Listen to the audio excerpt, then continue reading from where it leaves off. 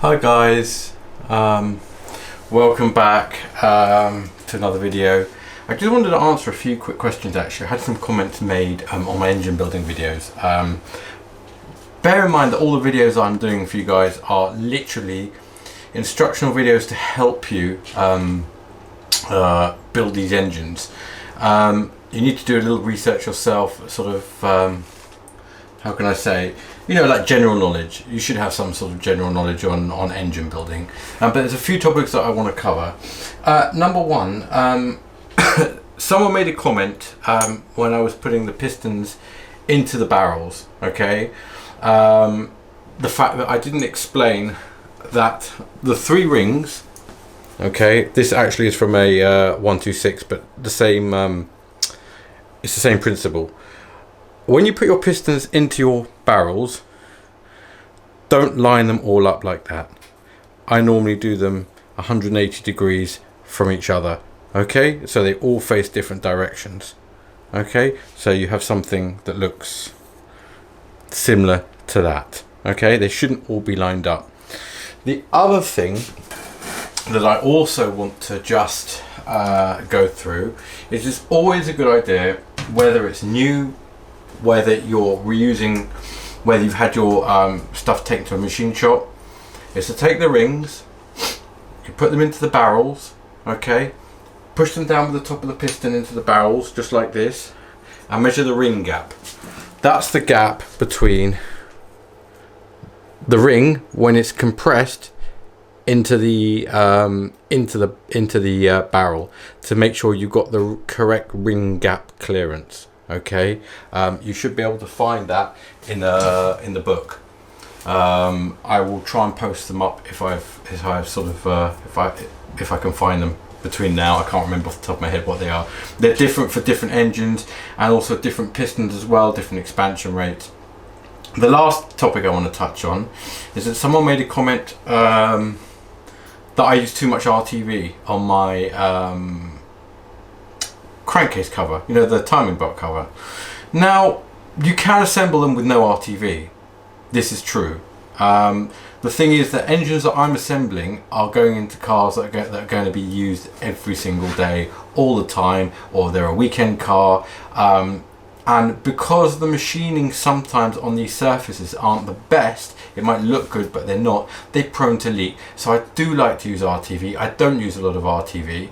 I know some people hate RTV. It's sort of quite a sore subject. You know, if I was building an engine that was just going to go on display, I probably wouldn't use any RTV, but it does help seal, it does help stop oil leaks. Even on my own personal car, I've never had any oil leaks at all. The engine bay is dry 5 years and I use it all the time.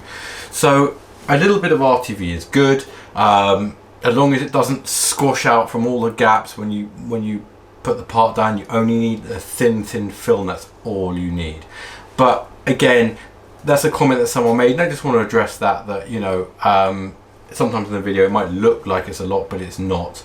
And everyone's got their opinions on that. But yeah, but RTV and ring gaps, important. The other thing someone made a comment on is the com rods can go in either way.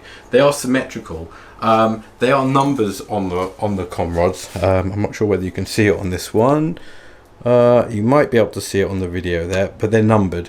Now, these pistons don't have an expansion slot, but they are offset. All these pistons are offset, including the ones for the 500. The standard ones for the 500 do have a slit down them, which is the expansion side of the piston. That always goes towards the camshaft, okay? Just thought I'd let you guys know. Anyway, let's get on with the video that I'm going to do today. Sort of a bit bored over lockdown, and I started just to do bits to my 500, and I've actually just got into powder coating. So I thought we'd start with something simple. That is my handbrake. I've actually already pulled it apart. I've got all the parts here. I will show you the reassembly in a little bit more detail, but those are the parts there.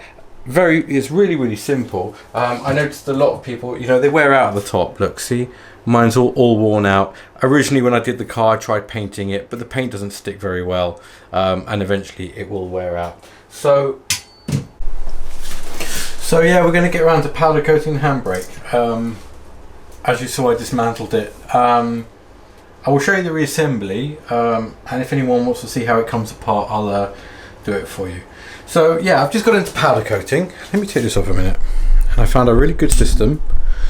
Let's just show you guys. These are the colours I've got so far. A red, clear, which is like a gloss, silver gloss, black satin, which is the standard finish of most tinware, especially on 500s, and then that's a graphite primer. Now the system that I'm using, which I will pull out here, is from a company called Easy Coat.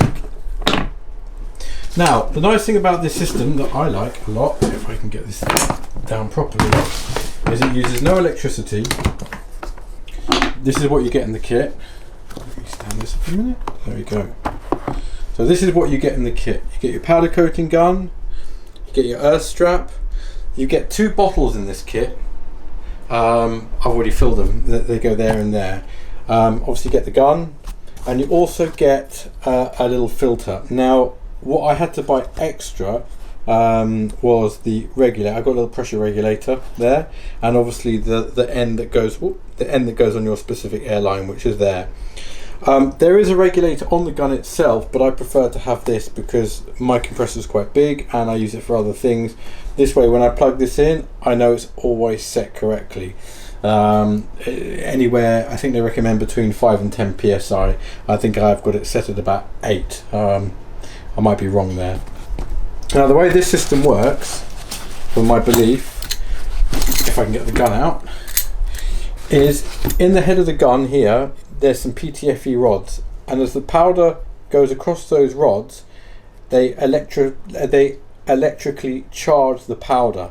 So obviously that's how it works, and when the powder comes out, it sticks to the part. Really easy to use. The bottles screw onto the top of the gun, so you can have all your colours in the bottles like that. Screws into the top of the gun and off you go. Really nice system to use. I've tried it once, but this will be the first time trying it properly, and I'll take you through the different stages of it. But honestly, so much better than painting. It's a better finish, it's stronger, and it's a lot cleaner as well. I made, because obviously with the powder coating, I made a little spray booth out of the oven box. I know it's a bit sort of backyardy, but just put a copper pipe in the top there. I cut a hole in the box. I've got a filter, and behind there is my extractor fan. I can clamp my earth strap onto there or onto the part, doesn't matter.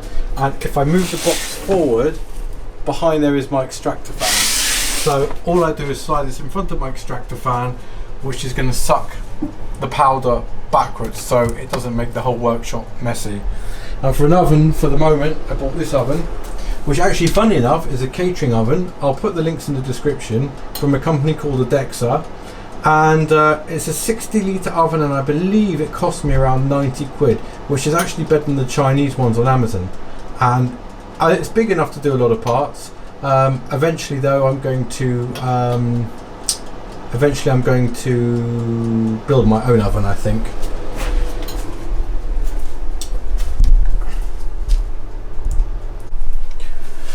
And now the key to anything, whether it's powder coating, painting, as you know, is cleanliness. So there's the handbrake. I've taken it out of the car. It's a bit dirty, a bit greasy. So what we're going to do first is I'm going to run it quickly through my ultrasonic bath, just to take some of the dirt and grime off it, because I don't want all the grease and the dirt to end up in the Sandblaster cabinet. So I'm going to go and put that in the ultrasonic bath. So, and we'll put that on for 5 minutes, I think. Switch that on. We can put this inside, and 5 minutes in the ultrasonic bath. We'll also clean these bits up as well. Right, so it's out of the bath now.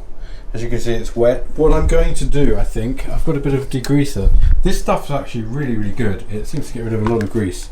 If if I can switch it on one-handedly, which, oh, there we go. I'm going to spray it with a little bit of degreaser as well, each side, just like this. Sorry, I'm doing it single-handedly. A little bit hard, and if I could just put you down for a minute, I'm just going to clean it up like so, just to make sure all the grease is off it before I sandblast it. So now I've degreased it totally, which is always a good thing. I think I'm going to put it in the blaster and we're going to blast it. I've just got a little sandblaster here. Put it in there, I'm going to blast it. I'll come back to you guys once I've sandblasted it.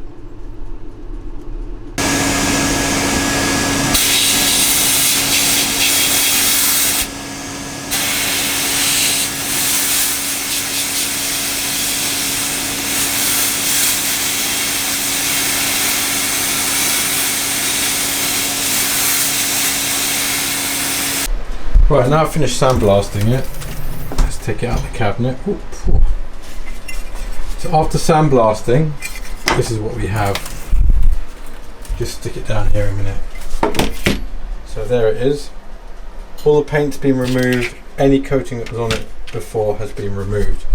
Now what I'll do again is, I think I will put it into the ultrasonic again, just to remove anything that might be trapped inside. I'll put it in here and I'll put it on for another 5 minutes. Now it's out of the ultrasonic cleaner, I'm going to dry it just with a bit of towel, just to make sure that there's no water on there. Now the next thing you want to do with your part is figure out how you're going to hang it to powder coat it. Unfortunately, the way my oven is, I've got to hang it this way. I can't hang it that way because it's not big enough. And I'm going to put it in the oven for maybe 10 minutes at 180 degrees, which is what's recommended to outgas it. So basically any oils or anything that's on this part, any chemicals, any residual that's on here will be burnt off in the oven. So I'm going to get to hanging this up now with some wire or something, and I'm going to stick it in the oven. So I'll be back with you guys in a second. As you can see, I've made some wire to hang it. It's actually quite a difficult one because I've got to hang it this way. Normally if the oven was big enough, you just hang it from a hole this way and it'd be much easier, but because my oven's quite small, I've got to hang it this way. So I've put one through this hole here and I've squashed one right up into the join at the bottom of the handbrake, which isn't going to show on that area. So now I'm going to put this into the oven and let it outgas for 10 minutes. As you can see, the part is now hanging in the oven just by the 2 wire hooks. Actually, ideally this is all what I had. You really want to find some just plain steel wire hooks. Let me open that a minute.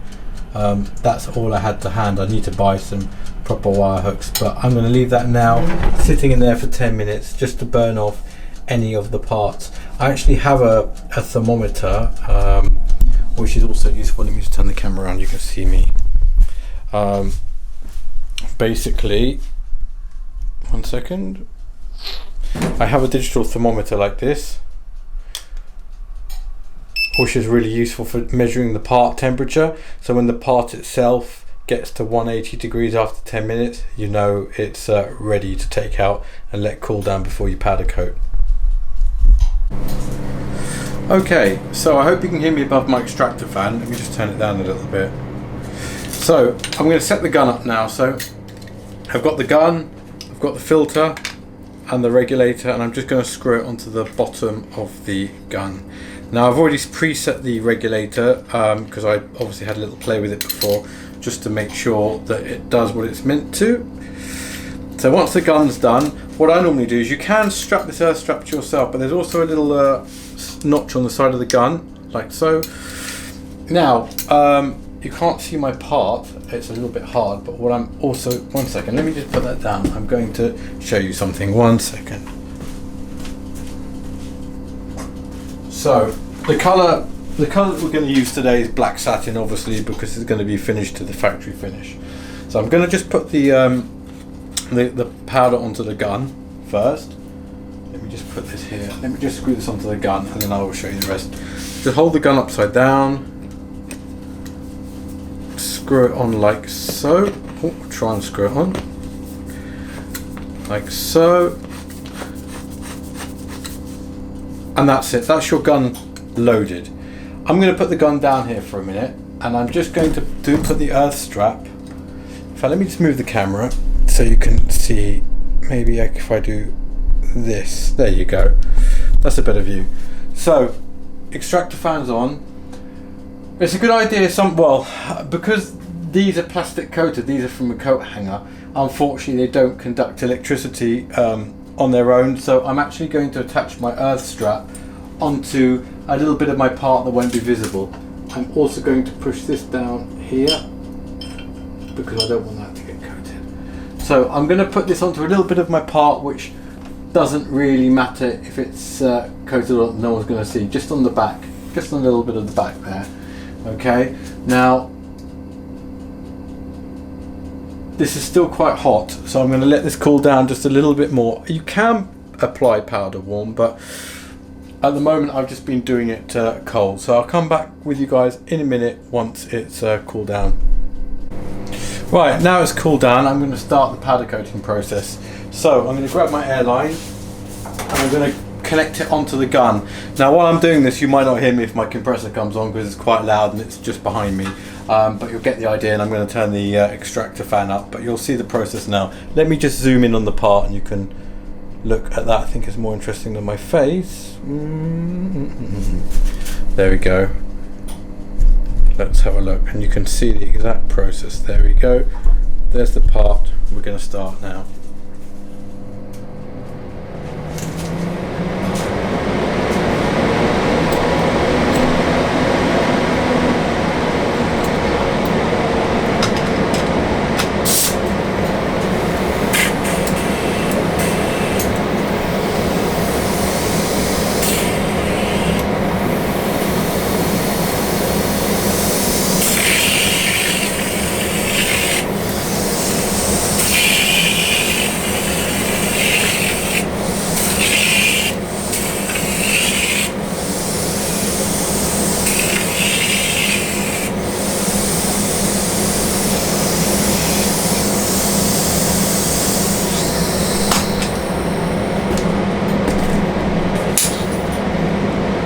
Right, now as you can see, that's stuck pretty well.